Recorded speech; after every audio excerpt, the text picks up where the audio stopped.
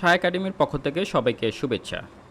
CSS Bangla টিউটোরিয়ালে আজকের পর্বে আমরা দেখব সিএসএস ব্যাকগ্রাউন্ড সম্পর্কে। ভিডিওর শুরুতে আমাদের ইউটিউব চ্যানেলটি এখনও যারা সাবস্ক্রাইব করেনি তারা নতুন নতুন ভিডিও আপডেট পাওয়ার জন্য সাবস্ক্রাইব বাটনটি ক্লিক করুন এবং ভিডিওটি ভালো লাগলে ভিডিওর পাশে থাকা লাইক বাটনটি ক্লিক করবেন। তো চলুন শুরু করা যাক আজকের ভিডিও পর্বটি। তো শুরুতে আমরা আমাদের নোটপ্যাড প্লাস প্লাস এডিটর সফটওয়্যারটি ওপেন করি। এটি আমাদের বিগত পর্বের একটি সোর্স কোড এবং এটার আউটপুট যদি আমরা ব্রাউজারে যাই সেখানে এটি হচ্ছে তার আউটপুট।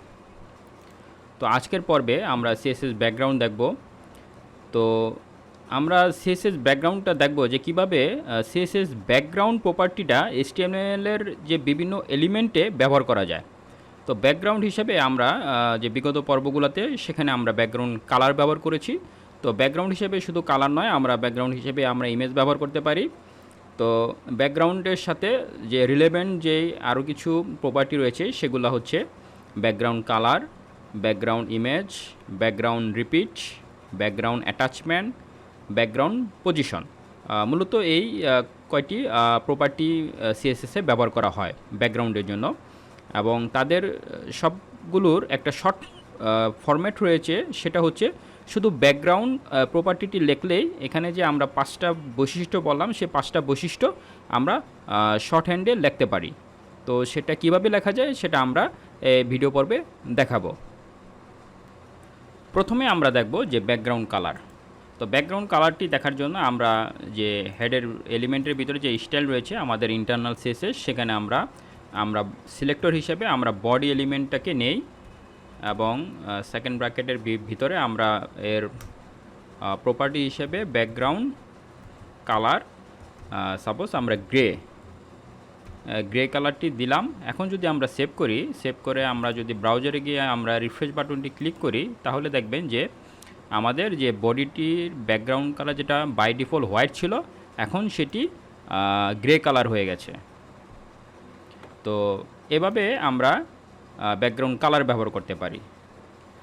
তো ব্যাকগ্রাউন্ড কালারে আমরা যেটা কালার যেহেতু রয়েছে সেহেতু আমরা কালারের ভ্যালু হিসাবে RGB এবং হেক্সাডেসিমাল ভ্যালুও ব্যবহার করতে পারি। তো যদি এখানে আমরা এটার RGB ব্যবহার করি সেক্ষেত্রে আমরা RGB দেওয়ার পরে 0, 128 এবং 0 এই একটা ভ্যালু দিলাম। এটাকে যদি আমরা সেভ করে রিফ্রেশ বাটন ক্লিক করি তাহলে দেখুন যে এটা গ্রিন কালার হয়ে গেছে। তো RGBর সাথে আরেকটি বৈশিষ্ট্য রয়েছে, সেটা হচ্ছে RGBA। এ প্রপার্টিটি আসলে এর সাথে দেওয়ার ফলে যেটা হয় আমরা এই অপাসিটি দিতে পারবো। তো অপাসিটি সাধারণত পয়েন্ট আকারে দিতে হয়, যেমন 0.4 যদি দেই 40% অপাসিটি এটি দেখাবে। তো এখন যদি আমরা প্রোগ্রামটিকে সেভ করে রিফ্রেশ বাটন ক্লিক করি তাহলে দেখুন যে গ্রিন কালারটি সেটি একটু ভালো দেখাচ্ছে, অর্থাৎ যেটা অপাসিটি ছিল 100% আমরা গ্রিন না নিয়ে আমরা 40% অপাসিটি করে ফেলেছি, অর্থাৎ এটা হালকা গ্রিন কালার শো করছে, যেটা দেখতেও ভালো লাগছে। তো এভাবে আমরা এই RGBর সাথে অর্থাৎ RGBA প্রপার্টিটি ভ্যালুটি ব্যবহার করে আমরা তার যে প্যারামিটার রয়েছে প্যারামিটারে আমরা এর অপাসিটি ভ্যালুটি দিয়ে দিতে পারি। এখন আমরা দেখব যে ব্যাকগ্রাউন্ড হিসেবে কিভাবে ইমেজকে ব্যবহার করা যায়। তো এটাকে আমরা ডিলিট করে দেই এই প্রপার্টিতে। এখন বডির ভিতরে আমরা চাচ্ছি একটা ইমেজ ব্যবহার করব।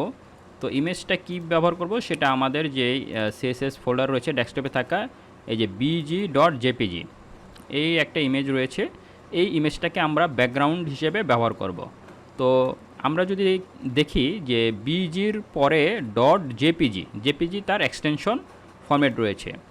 তো আমরা বডি এলিমেন্ট যেটা রয়েছে সিলেক্টর হিসাবে যে আমরা বডি এলিমেন্টটা নিলাম, বডির ব্যাকগ্রাউন্ড হিসেবে আমরা ইমেজ ব্যবহার করব। সেজন্য আমরা ব্যাকগ্রাউন্ড ইমেজ প্রপার্টি দেওয়ার পরে আমরা কোলন ব্যবহার করব, তারপরে URL দিয়ে আমরা ইমেজটাকে পাথ দিয়ে দিব যে ইমেজের নাম হচ্ছে bg.jpg। সেমিকোলন দিয়ে এখন যদি আমরা প্রোগ্রামটিকে সেভ করি, সেভ করে গিয়ে যদি আমরা রিফ্রেশ বাটন ক্লিক করি, তাহলে দেখুন যে ব্যাকগ্রাউন্ডে ইমেজটি পেয়ে গেছে। তো এখন আমরা আমাদের যে HTML এর বডি এলিমেন্ট রয়েছে এখানে আরও কিছু আমরা ভ্যালু অ্যাড করি, কারণ আসলে ব্যাকগ্রাউন্ডের ইমেজটির পজিশনের বিষয় রয়েছে এর মানে আরেকটু যদি আমরা ডিপলি দেখি, এই জন্য আমাদের কিছু কন্টেন্ট দরকার। তো কন্টেন্ট হিসেবে আমরা লরেম ইপসাম নামে একটা ওয়েবসাইট রয়েছে, লিপসাম যেটা, সেখান থেকে আমরা কপিরাইট ফ্রি কন্টেন্ট নিতে পারি। এখান থেকে আমরা কিছু কন্টেন্ট নিয়ে নিই।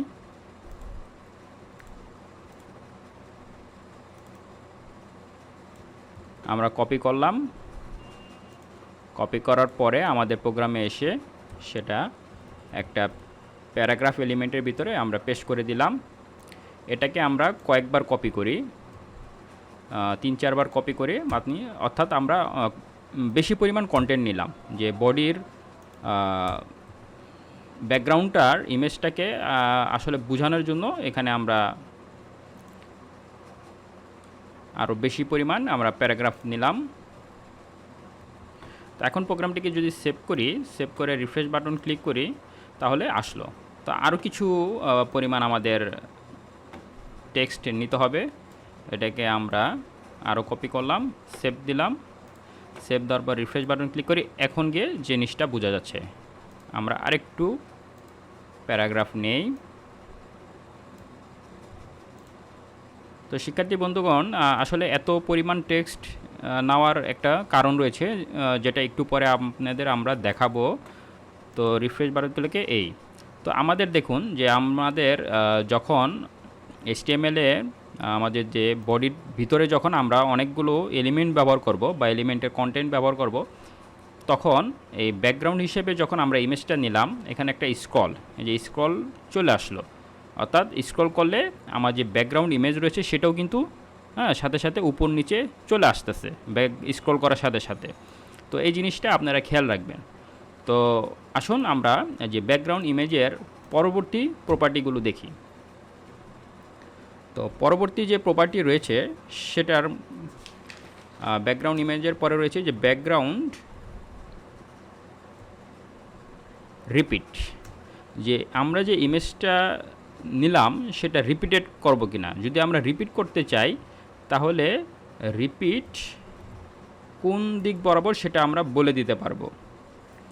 সাপোজ REPEAT রিপিট x অক্ষ বরাবর। যদি আমরা এই ভ্যালুটা দিয়ে সেভ করি, সেভ করে যদি আমরা রিফ্রেশ বাটন ক্লিক করি, তাহলে এখানে আসলে দেখুন যে এটা আসলে বোঝা যাচ্ছে না, যেহেতু আমাদের ইমেজটা বড়। আমরা যদি ছোট একটা ইমেজ নেই এটা সুবিধার্থে, ও আমরা যদি এখন ইমেজটা তো অনেক বড়, আমরা যদি একটা ছোট সাইজের ইমেজ নেই, সাপোজ আমাদের CSS ফোল্ডারে প্যাটার্ন PATTERN pattern.png ফরম্যাটের একটা ইমেজ নিলাম ছোট। এখন এই ইমেজটা যদি আমরা ব্যবহার করতে চাই, তাহলে আমরা আমাদের সোর্স কোডে যাব, সেখানে URL-এ আমরা ইমেজের নাম দিলাম pattern.png এবং এটা ব্যাকগ্রাউন্ড রিপিট দিলাম, রিপিট x অক্ষ বরাবর, অর্থাৎ আমরা যদি বলি যে এটা হরিজন্টাল বরাবর রিপিটেড হবে। এখন যদি আমরা ব্রাউজারে গিয়ে রিফ্রেশ বাটন ক্লিক করি, দেখুন যে উপরে আমাদের ইমেজটা পেয়ে গেছে এবং সেটা রিপিটেড আকারে x অক্ষ বরাবর শো করছে।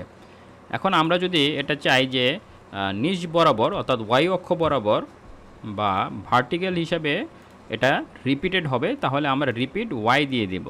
এখন প্রোগ্রামটিকে সেভ করে যদি আমরা রিফ্রেশ বাটন ক্লিক করি, তাহলে দেখুন যে নিচের অর্থাৎ y অক্ষ বরাবর এটি তার ইমেজটা রিপিটেড আকারে শো করছে। আর আমরা যদি রিপিটেড x এবং y দুইটাই দিয়ে দেই, তাহলে সে পুরো ইমেজটা কভার করার কথা না। এখানে দেখুন যে শিক্ষার্থী বন্ধুগণ, আমরা ভুল করেছি, এখানে y হবে, অর্থাৎ x এবং y অক্ষ বরাবর যদি দেই তাহলে এটা পুরো বডিটা কভার করার কথা, অর্থাৎ x অক্ষ বরাবরও সে ইমেজটা পাবে, y অক্ষ বরাবরও পাবে। কিন্তু না, এটা হয় নাই। অর্থাৎ বোঝা গেল যে আমাদের ব্যাকগ্রাউন্ড রিপিটেড, এই রিপিট প্রপার্টিটা শুধুমাত্র যে কোনো একটা অক্ষ বরাবর সে রিপিট করবে। তো আমরা দেখলাম যে ব্যাকগ্রাউন্ড রিপিট x অক্ষ বরাবর দিলে সেটি রিপিট হলো। তো যদি আমরা আমাদের আগের ইমেজটাতে চলে যাই, bj.jpg, এবং যদি আমরা রিফ্রেশ দেই তাহলে এটা আমাদের যে আগের ইমেজটা চলে আসলো। তো আমরা ব্যাকগ্রাউন্ড রিপিটে আসলে আমরা আপনাদের বোঝানোর চেষ্টা করেছিলাম যে রিপিট দ্বারা কি বোঝানো হয়, যে x অক্ষ অথবা y অক্ষ বরাবর সেটা রিপিটেড হবে। তো আমরা ব্যাকগ্রাউন্ড রিপিট নো রিপিট দিলাম, যে আমাদের রিপিট দরকার নেই। এখন ব্যাকগ্রাউন্ড পজিশন যদি দেই, ব্যাকগ্রাউন্ড পজিশন, এটা সাপোজ আমরা সেন্টার দিলাম, সেভ করে যদি আমরা রিফ্রেশ বাটনটি ক্লিক করি তাহলে এটি সেন্টারে চলে আসলো। এখন যে বিষয়টা, যে দেখুন আমরা যখন স্ক্রল করছি, আমাদের ডান দিকে যে স্ক্রলার দিয়ে যখন স্ক্রল করছি, তখন আমাদের যে টেক্সট লেখাগুলো রয়েছে সেগুলো দেখার জন্য যখন নিচে চলে আসছি, তখন কিন্তু আমাদের ব্যাকগ্রাউন্ড ইমেজটাও নিচে চলে আসছে। অর্থাৎ আমাদের স্ক্রল যে ইয়াটা রয়েছে, মাউস স্ক্রলার, সেটার সাথে সাথে কিন্তু আমাদের মুভমেন্ট করছে ব্যাকগ্রাউন্ড ইমেজটা। তো আমরা যদি চাই যে ব্যাকগ্রাউন্ড ইমেজটা মুভমেন্ট করবে না, সেক্ষেত্রে আমরা বলে দিতে পারি যে ব্যাকগ্রাউন্ড অ্যাটাচমেন্ট, এটার ভ্যালু করে দিলাম আমরা ফিক্সড। তাহলে কি হবে, যে এটা আপনার এই স্ক্রল করলে যে নিচে আসছি, এটা হওয়ার কথা না। এখন যদি আমরা প্রোগ্রামটিকে সেভ করে রিফ্রেশ বাটন ক্লিক করি, এখন যদি দেখুন আমরা স্ক্রলটা যখন উপর নিচে করব, তখন আমরা যে কন্টেন্টগুলো রয়েছে এলিমেন্টের প্যারাগ্রাফ, এগুলো আমরা দেখতে পাচ্ছি, কিন্তু ব্যাকগ্রাউন্ড যে ইমেজ রয়েছে সেটা কিন্তু ফিক্সড হয়ে গেছে। তো এখন দেখতে কিন্তু জিনিসটা ভালো লাগছে এবং প্রফেশনাল বোঝানো, মানে একটা প্রফেশনাল লুক তার দেখা যাচ্ছে ব্যাকগ্রাউন্ড অ্যাটাচমেন্ট ফিক্সড এই প্রপার্টিটি ব্যবহার করার ফলে। তো আরেকটি প্রপার্টি রয়েছে, সেটি হচ্ছে ব্যাকগ্রাউন্ড সাইজ। ব্যাকগ্রাউন্ড, যদি আমরা ব্যাকগ্রাউন্ড সাইজ এই প্রপার্টি ব্যবহার করি, এবং সাইজ হিসেবে আমরা ভ্যালু ব্যবহার করলাম কভার, অর্থাৎ সমস্ত ইমেজটা ব্যাকগ্রাউন্ডটাকে কভার করবে। এখন যদি আমরা প্রোগ্রামটি সেভ করে রিফ্রেশ বাটন ক্লিক করি, তাহলে দেখুন যে ইমেজটা কিন্তু একটু আগে সামনের দিকে ছিল, অর্থাৎ তার রেশিওটা কিন্তু ঠিক ছিল না। এখন কিন্তু তার এক্সপেক্ট রেশিওটা চলে আসছে।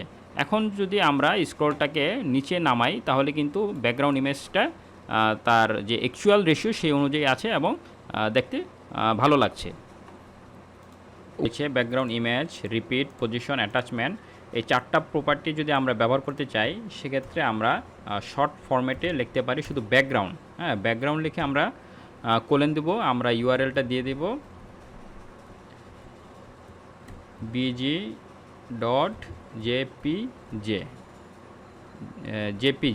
bg.jpg, তারপরে আমরা একটা স্পেস দিব নো রিপিট, আরেকটা স্পেস দিব সেন্টার, এবং লাস্ট ফিক্সড, সেমিকোলন দিব। এখানে আমরা ব্যাকগ্রাউন্ড সাইজ কভার এটা লিখব না, আসলে এই শর্ট ফরম্যাটে এই ভ্যালুটা দেওয়া যাবে না।